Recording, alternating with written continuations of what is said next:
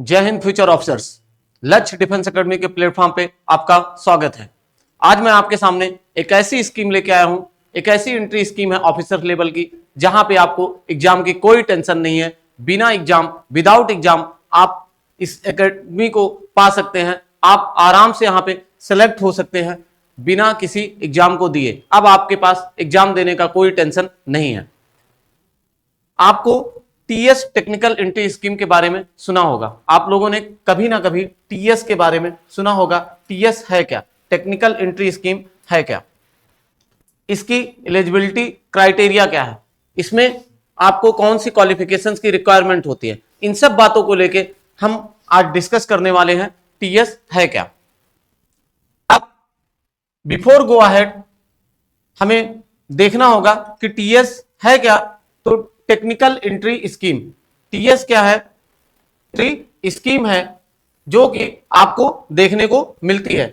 यहां आपका कहीं पर भी रिक्वायरमेंट नहीं है एग्जामिनेशन का। ये डायरेक्ट एंट्री स्कीम है जहां पे आप जेई मेंस के आधार पे और साथ में पीसीएम से यदि आपने इंटर पास किया है, आप इंटाइटलमेंट हो जाते हो टेक्निकल एंट्री स्कीम के लिए। आप यहां ऑफिसर्स बन सकते हैं बिना किसी एग्जाम को दिए। अब बात करते हैं टीएस है क्या, टेक्निकल एंट्री स्कीम है क्या। तो टीएस एक पाथवे है, एक रास्ता है जो आपको प्रोवाइड होता है यंग ऑफिसर्स के लिए। बस आपको क्या देखना है कि साइंस स्ट्रीम आपकी होनी चाहिए, यानी आप पीसीएम से होने चाहिए। ऑफिसर्स अगर आप पीसीएम से हैं और आप 12th कर चुके हैं, आप पीसीएम से हैं, 12th कर चुके हैं और आपने जेई मेंस में पार्टिसिपेट किया है, आप जेई मेंस में पार्टिसिपेट किए हैं, आप पीसीएम से हैं, तो आपके पास रास्ता है कि आप टीईएस के थ्रू ऑफिसर्स बन सकते हैं और वो भी डायरेक्ट एंट्री स्कीम के तहत। यहां पर आपको किसी एग्जाम की टेंशन नहीं लेनी है। अब आगे आप अगर यहां तक टीएस एंट्री स्कीम की एलिजिबिलिटी समझ चुके हैं, तो अब हम आते हैं कि सबसे इंपॉर्टेंट जो चीज है वो है क्वालिफिकेशन। कौन सी क्वालिफिकेशन है जो टीएस के लिए इंपॉर्टेंट है? अभी जैसे कि हमने पहले ही आपको बताया कि पीसीएम से आपका इंटर होना चाहिए। आपका इंटर जो है वो क्या होना चाहिए? पीसीएम से होना चाहिए। अगर आप इंटर पीसीएम से हैं, फिजिक्स केमिस्ट्री मैथ से हैं, और आपने एग्रीगेट करके यानी कुल मिला के 60% मार्क्स आपके इंटर में आए हैं और आपने जेई मेंस में अपीयर्ड कर रखा है या आप क्वालिफाइड हैं, जैसा भी लेटेस्ट नोटिफिकेशन आता है उसके अकॉर्डिंग, तो आप एलिजिबल हो जाते हो इस एग्जाम को देने के लिए, टीईएस के एग्जाम को देने के लिए, टेक्निकल एंट्री स्कीम को देने के लिए। अब टेक्निकल एंट्री स्कीम है क्या? यहां ये चीजें क्लियर हो गई आपको कि यहां पे क्वालिफिकेशंस क्या है और टीईएस है क्या। अब हम बात करेंगे एज लिमिट की। एज लिमिट कितनी होनी चाहिए टीएस एग्जाम के लिए? तो एज लिमिट जैसे आपका एनडीए है सेम वैसे है, बस फर्क कितना है, एनडीए में आप एक रिटन टेस्ट देते हो, यहां पे आपको रिटन टेस्ट की कोई रिक्वायरमेंट नहीं पड़ती, रिटन टेस्ट का कोई काम नहीं है, बस आपको यहां 12th पास करनी है, जेई मेंस के एग्जाम में अपीयर्ड होना है या जेई मेंस के एग्जाम को पास करना है। इतना 2 स्टेप आप कर लेंगे, अगर आप इतने ही छोटे से 2 स्टेप अगर आपने कर रखे, आप एलिजिबल हो जाते हो टीएस के लिए। एज लिमिट सेम एनडीए वाला है, इसमें कोई आपको कहीं चेंजेस नहीं देखने को मिलता। 16.5 to 19.5 यही एज आपको अपने नोटिफिकेशंस के अकॉर्डिंग चेक कर लेने हैं जब टीएस के नोटिफिकेशंस आए। बस टीएस के नोटिफिकेशंस आपको हर साल के अलग अलग मिलते रहेंगे, उसके अकॉर्डिंग आपको अपनी क्वालिफिकेशंस और ये सारी चीजें चेक करते रहनी है। बहरहाल क्वालिफिकेशन चेंज नहीं होते, इसके एज चेंज नहीं होते, बहुत रेयर केस है जब ऐसा कुछ हो। फिजिकल रिक्वायरमेंट क्या पड़ेगी? फिजिकल रिक्वायरमेंट के लिए आपकी सेम वही एनडीए वाली 157 सेंटीमीटर रीजन वाइज जो भी एज जो भी आपको रिलैक्सेशन मिले यहां पे आपके हाइट में। इसके बाद वेट की बात करें तो हाइट जो भी होगा आपके, जितनी आपकी हाइट है उसके अकॉर्डिंग आपका वेट होता है, वो आपको चार्ट नोटिफिकेशन, डिटेल नोटिफिकेशन में जब भी टीएस टेक्निकल एंट्री स्कीम क्या है उसमें आपको मिल जाएंगे। चेस्ट आपका वेल डेवलप्ड होना चाहिए, मिनिमम एक्सपेंशन रिक्वायर्ड है, जैसा कि फौज में हर जगह होता है कि आपके मिनिमम चेस्ट एक्सपेंशन रिक्वायर्ड होती है, यहां पर भी वैसे ही मांगा जा रहा है, कुछ अलग से नहीं है। बस ऑफिसर्स आपको यहां पे एक चीजें देखने को मिल रही है, यहां पे एग्जाम कोई नहीं है। अब आपको एग्जाम की टेंशन छोड़ देनी है, बस 12th पास करिए, जेई मेन में अपीयर्ड होइए या पास करिए, जेई मेन में अपीयर हो जाइए या फिर पास कर जाइए, आप एलिजिबल हो गए इस एग्जाम को देने के लिए। वो भी बिना एग्जाम के डायरेक्ट ऑफिसर्स बनने के लिए सुनहरा मौका होता है आपके पास। इसके बाद आई साइड की बात करें तो आई साइड में आपके पास जो ऑप्शंस होते हैं वो हैं 6/6 और 6/9। करेक्टिव आपके जो भी हो इंडियन आर्मी के नॉर्म्स के अनुसार हो, मेजर कोई डिसीज ना हो, आपको कोई ऐसी कोई कलर ब्लाइंडनेस या ऐसा कोई डिफेक्ट ना हो आपके अंदर जो कि आर्मी नॉर्म्स के अनुसार अप्रोप्रिएट ना हो या फिर नेवी के लिए अप्रोप्रिएट ना हो, अदर के लिए अप्रोप्रिएट ना हो। बहरहाल टीएस जो है यहां आप इंडियन आर्मी में सिलेक्ट होते हैं एज एन ऑफिसर, वो भी डायरेक्ट स्कीम के थ्रू। यहां आपको कोई एग्जाम नहीं देना है, बस केवल आप इंटरव्यू बेसिस पे यहां सेलेक्ट होंगे। अब यह है आपकी ऑफिशियल नोटिफिकेशन। हमने एग्रीगेट करके अभी आपको जो बताया एक बार फिर से समराइज कर देते हैं आपके लिए। स्टूडेंट, अब आपको जो समझने वाली बात है वो है कि यहां आपकी एज लिमिट क्या है। तो एज लिमिट की बात करें हम अगर, तो हमारे यहां एज लिमिट क्या है, तो एज लिमिट जो है वो आपको मिल जाएगी 16 हाफ टू 19 हाफ, इतना आपकी एज लिमिट हो जाएगी, इतना आपकी एज लिमिट हो जाएगी। एज लिमिट की बात करें तो एज लिमिट कितना होगी, वो 16 हाफ टू 19 हाफ हो जाएगी, ये आपकी एज लिमिट हो जाएगी। इसके बाद क्वालिफिकेशंस क्या रिक्वायर्ड है, क्वालिफिकेशंस में आपको बताया गया बस 12th हो, लेकिन कंपलसरी है पीसीएम। वहां पर एनडीए में कंपलसरी नहीं था, एनडीए में आप किसी भी सब्जेक्ट से कर सकते थे, आप आर्मी में ऑफिसर बन सकते थे। इसके बाद आप जब पीसीएम से करते थे तो नेवी और एयरफोर्स विंग्स को भी ज्वाइन करते थे, लेकिन यहां एक कंपलसरी है कि आप पीसीएम से ही पास हो। जब आप पीसीएम कर लेते हो प्लस में आप जेई मेंस का एग्जाम में अपीयर्ड हो या फिर आपने पास कर लिया हो, जेई मेंस के एग्जाम में अपीयर्ड हो या फिर आप पास कर लिए हो, यही इतनी आपकी क्वालिफिकेशन है। अगर आप अपीयर भी हुए हैं जेई मेंस में तो भी आप इसमें पार्टिसिपेट करने के लिए इंटाइटलमेंट है, आप योग्य हो जाते हो इस फॉर्म को फिल करने के लिए, टीएस को। बस आप 12th पीसीएम से पास हो और साथ में आप इसमें बैठ भी गए हो, एग्जाम दे आए भी हो, आप उसमें पार्टिसिपेट कर सकते हैं टीएस में। इसके साथ क्वालिफिकेशंस हो गए, एज हो गए। अब यहां तक कि आपकी कोई डाउट नहीं होगा। मेडिकल जो है, मेडिकल आपको आपके डिटेल नोटिफिकेशंस में मेंशन रहेंगे, जैसा कि आपको बताया गया कोई मेजर डिसीज ना हो, आई 6/6 हो और 6/9, कोई कलर ब्लाइंडनेस की प्रॉब्लम आपके अंदर ना हो, क्योंकि अगर कलर ब्लाइंड है तो आप फौज के लिए सूटेबल नहीं होते हैं। इसलिए कोई आपके अंदर कुछ ऐसी डिफिकल्टीज ना हो या फिर कुछ ऐसे आपके अंदर डिफॉर्मेट ना हो। अगर कुछ ऐसा पाया जाता है, ऐसी कोई प्रॉब्लम से आपको, तो आप अपने किसी नजदीकी हॉस्पिटल में कंसल्ट कर ले, ताकि आप आगे जाके ये प्रॉब्लम आपको ना मिले, आप मेडिकल से बाहर ना हो। क्योंकि इतने सारे प्रोसेस को पार करके जब आप सेलेक्ट होते हो और मेडिकल से बाहर हो, ये कोई अच्छी बात नहीं है। इसलिए पहले ये चीजें मिटिगेट कर लेनी, जितनी भी प्रॉब्लम्स है आपके। अब बात करते हैं ऑफिशियल नोटिफिकेशंस की, कि ऑफिशियल नोटिफिकेशंस क्या कहता है। ये है इंडियन आर्मी की ऑफिशियल नोटिफिकेशन, जो टेक्निकल एंट्री स्कीम 53, अभी ये आपको देखने को 54 तक या 55 तक हो चुकी है बेटा, 54 to 55 हो चुकी, 56 आपको टेक्निकल एंट्री स्कीम हो सकता है 26 के लास्ट और 27 के पहले, आपको इन्हीं के मध्य में आपको देखने को मिलेगी 56 टीएस की वैकेंसी आपको। और वहां पे आप उसके अकॉर्डिंग आप मेडिकल अपना और साथ में आपका फिजिकल स्टैंडर्ड क्या उसके अकॉर्डिंग आप रखिएगा। फिलहाल ये आप 53 स्कीम के तहत है, जो कि टेक्निकल एंट्री स्कीम 53 के अकॉर्डिंग है, उसको आप देख लीजिए ऑफिशियली इसमें क्या क्या मेंशन है। एलिजिबिलिटी ऑलरेडी आपको बताया गया कि अनमैरिड कैंडिडेट आपको कैसे हो, अनमैरिड कैंडिडेट हो जिन्होंने 12th पास कर रखा हो, वो भी देखिए किससे, पीसीएम से, ऑलरेडी यहां पे जिक्र है, आप पीसीएम से पास हो आप अपीयर्ड हो, केवल अगर आप अपीयर्ड है तो भी आप इंटाइटलमेंट हो जाते हो टीएस एग्जाम के लिए, टेक्निकल एंट्री स्कीम के लिए, अकॉर्डिंग टू 2024 के नोटिफिकेशन। इसके बाद आप बस इतना ही है, आप आराम से एलिजिबल हो जाओगे अगर आपने 12th पास किया है, आप अपीयर्ड है जेई मेंस के एग्जाम में। पास है नहीं पास है वो अलग बात है, लेकिन अगर आप अपीयर्ड भी, यहां पे साफ लिखा हुआ है and appeared in JEE Mains, अगर आप अपीयर्ड हैं तो भी आप एलिजिबल होते हैं। एलिजिबिलिटी देखिए इसमें क्या कर रहा है, एलिजिबिलिटी आपको ऑलरेडी नेशनलिटी आपकी इंडियन होनी चाहिए, आप नेपाल के भी हैं तो भी चल जाएगा।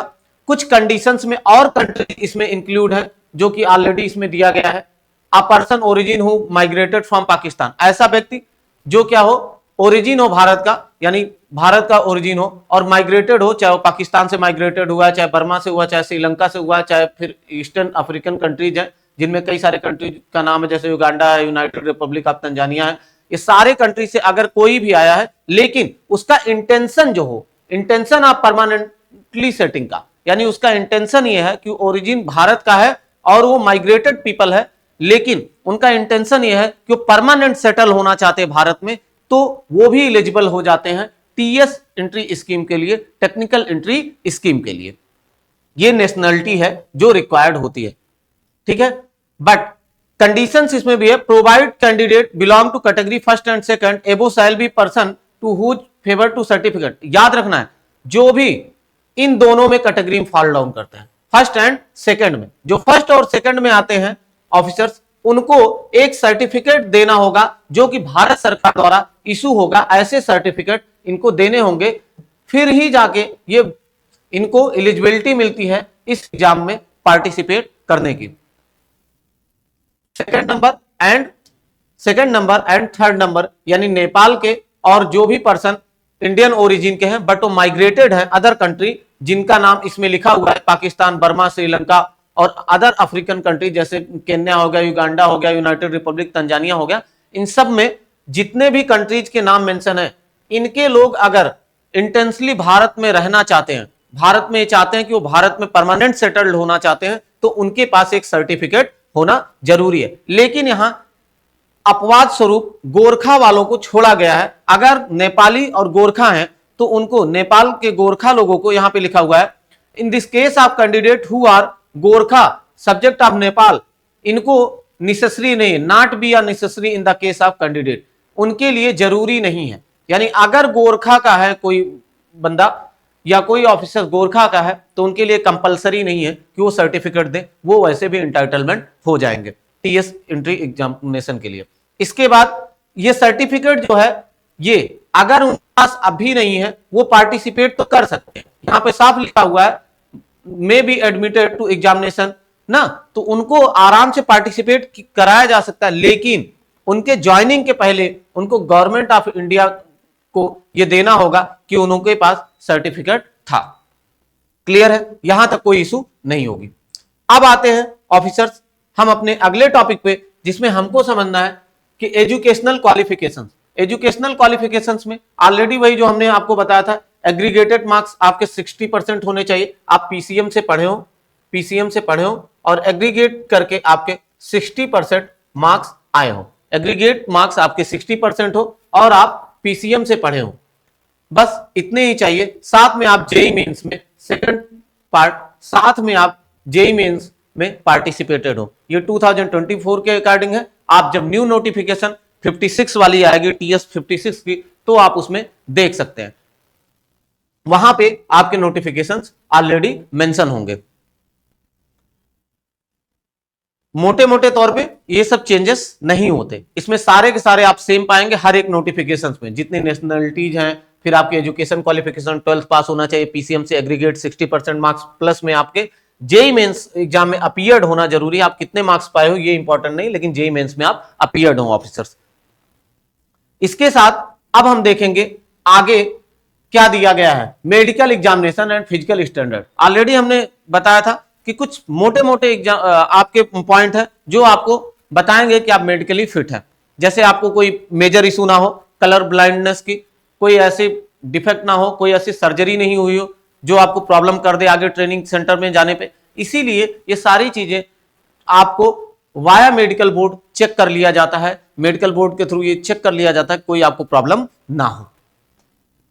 इसके बाद अब हम बात करते हैं कि मेडिकल बोर्ड क्या करेगी, आपको सारी चीजें आपकी चेकअप कर लेगी।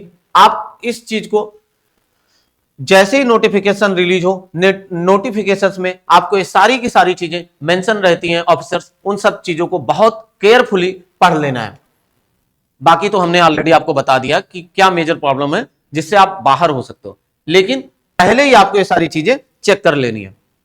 इसके बाद जब आप यहां सेलेक्ट हो जाते हो, आपने रिटर्न एग्जाम देना नहीं है आपको, क्यों? क्योंकि आपके यहां रिटर्न एग्जाम की कोई प्रोसेस नहीं है, बस आपको जाना है और आपको जाके यहां इंटरव्यू क्लियर करनी है। जैसे आप इंटरव्यू क्लियर कर लेते हो, आपका होता है मेडिकल, मेडिकल भी आप क्लियर कर लिए आप, तो फिर आप इंटाइटलमेंट हो जाते हो आपके आगे के फर्दर प्रोसेस के लिए, फाइनल मेरिट के लिए। और जैसे ही मेरिट जारी होती है, आप एक ऑफिसर्स बन जाते हो, यानी ऑफिसर्स की ट्रेनिंग के लिए आप एलिजिबल हो जाते हो।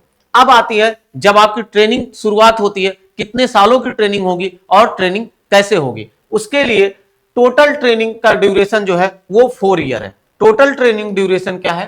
4 ईयर है। कितने सालों की है? 4 ईयर्स की टोटल ट्रेनिंग ड्यूरेशन है आपकी। देख पाएंगे आप फेज फर्स्ट में जो है आपकी ट्रेनिंग होगी वो होगी basic military training and engineering training at CME। कहां? पुणे में। ये आपकी फेज फर्स्ट की बेसिक ट्रेनिंग होगी। इसके बाद फेज सेकंड की ट्रेनिंग शुरुआत होगी integrated basic military training and engineering training for 1 year at IMA। IMA Dehradun में आपकी फेज सेकंड की ट्रेनिंग कंप्लीट होती है और फेज फर्स्ट की ट्रेनिंग जो शुरू होगी वो आपकी CME कहां पे? पुणे में शुरुआत होगी। ऐसे आपको फेज फर्स्ट फेज सेकंड करके आपको यहां 4 साल की ट्रेनिंग कंप्लीट करनी होगी। The candidate will awarded engineering degree. जब आप यहां पे 4 साल की कड़ी मेहनत कर लेते हो तो आपको कौन सी डिग्री मिलती है? इंजीनियरिंग डिग्री मिलती है। कितने साल की? 4 इयर्स की ट्रेनिंग की। 4 साल आप कड़ी मेहनत करते हो, 4 साल बाद आपको एक डिग्री मिलती है जो कि इंजीनियरिंग डिग्री होती है। इससे बेटर और क्या अपॉर्चुनिटी है आपको? इंटर पास, तुरंत ही आप 12th पास कर रहे हो, जेई मेन में अपीयर हुए, आपके मार्क्स अच्छे आए और आप सेलेक्ट हो गए TS टेक्निकल एंट्री स्कीम के लिए। आपने इंटरव्यू दिया, आप पास हो गए, आपका मेडिकल हुआ, आप पास हो गए, फाइनल मेरिट लिस्ट आई, आपका उसमें नाम आ गया। इससे बेटर अपॉर्चुनिटी कुछ हो ही नहीं सकती कि आपको ना रिटर्न टेस्ट देना है ना ही रिटर्न की कोई झंझट। बस आप गए, इंटरव्यू दिए और सिलेक्ट हुए। सिलेक्ट होते ही आप एक ऑफिसर्स के रूप में सिलेक्ट हो जा रहे हैं। आपके बीटेक, लोग बीटेक करते हैं इतने सारे पैसे देके, वहां सारे के सारे आपको बच जाने हैं और साथ में गवर्नमेंट आपका ध्यान रखी रही और साथ में आपको PC सर्विस मिल रही है, यानी परमानेंट कमीशन मिल रहा है। और वो भी ऐसी ऑर्गेनाइजेशन में, ऐसे मिलिट्री फोर्सेस का आप हिस्सा बन रहे हैं जो वर्ल्ड की सबसे बेस्ट मिलिट्री फोर्स है। तो देर किस बात की, आपको मेहनत ही करनी है। During the entire training duration जो भी होगा आपको 4 इयर्स मैक्सिमम आपको क्या होगा? आप सारी चीजें, आप एकेडमिक ग्राउंड वगैरह, बस सबसे इंपॉर्टेंट जो चीजें हैं यहां इंपॉर्टेंट है JNU। लोग यहां से डिग्रियां लेने के लिए कितने सारे पैसे स्पेंड करते हैं। अगर आपको बाहर जाके पढ़ना हो, फिर आप देखिए, इसीलिए बता रहे हैं कि यहां सबसे बेस्ट अपॉर्चुनिटी है आपके लिए। क्यों? क्योंकि गवर्नमेंट डायरेक्ट आपको JNU की डिग्री दे रही है। आपको डिग्री कहां से मिलती है? With JNU। एनी फर्दर चीजें आपको आगे कुछ जाननी है तो आप डिटेल नोटिफिकेशंस की तरफ जा सकते हैं। बट अभी आपको ये चीजें क्लियर हो गई होंगी कि आपको डिग्री कहां से मिल रही है, JNU के तरफ से मिलेंगी। अब आपने एक चीजें नोटिस की कि आपको कुछ करना तो नहीं है, बस आपको करनी है अपनी स्टडी, वो भी बेटर मूवमेंट में, और आप स्टडी करते चले जाएंगे। स्टडी आप करिए, स्टडी के साथ साथ आपको यह ध्यान देना है कि NDA, TS technical entry scheme, सारे के सारे पॉइंट आपके पास उपस्थित है। NDA जहां एक तरफ आप NDA की बात करें तो NDA में आपको रिटन एग्जाम देने हैं, प्लस में आप SSB दोगे, SSB प्लस में आप मेडिकल दोगे और फिर फाइनल मेरिट लिस्ट लगेगी। ये इतने प्रोसेस आप कंप्लीट करेंगे। बट जब बात आपकी TS की आएगी, टेक्निकल एंट्री स्कीम की आएगी, तब आपको यहां सबसे अच्छा तरीका है रिटर्न की झंझट खत्म। जब बात टीएस की आएगी तो आपको रिटन एग्जाम नहीं देना है। टीएस में आपको रिटन एग्जाम नहीं देना है, यह हट जाता है, सीधे आप एसएसबी देते हो और इसके बाद आपका मेडिकल लगता है, इसके बाद फाइनल मेरिट लिस्ट और आप सिलेक्ट हो जाते हो एज एन ऑफिसर। इससे बेटर अपॉर्चुनिटी आपको नहीं मिल सकती, जहां आपको ना किसी रिटन का डर है, ना आपको ये सोचना है कि नहीं अभी मुझे रिटन एग्जाम देना है। बस आइए, आप 12th पास करिए, पीसीएम से पढ़िए, पीसीएम से आप पढ़े हुए हो, 12th पास किए हैं, हो गया है, और साथ में आप जेईई मेंस में अपीयर्ड है, केवल अपीयर्ड है, तो भी आप एलिजिबल हो जाते हैं इस एग्जाम को देने के लिए। और ये डायरेक्ट एंट्री स्कीम है, जहां आप अपने आप को लेफ्टिनेंट के तौर पे पाते हो।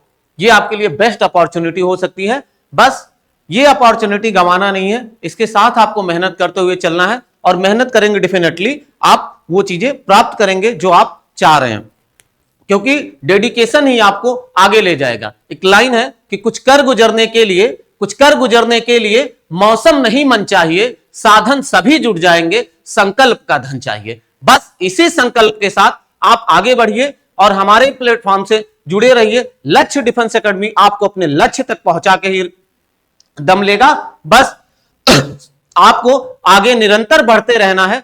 आपकी प्रयास, हमारे प्रयास दोनों मिलके आपको टेक्निकल एंट्री स्कीम में ऑफिसर्स बना के ही दम लेंगे। बस आपको निरंतर प्रयास करनी है।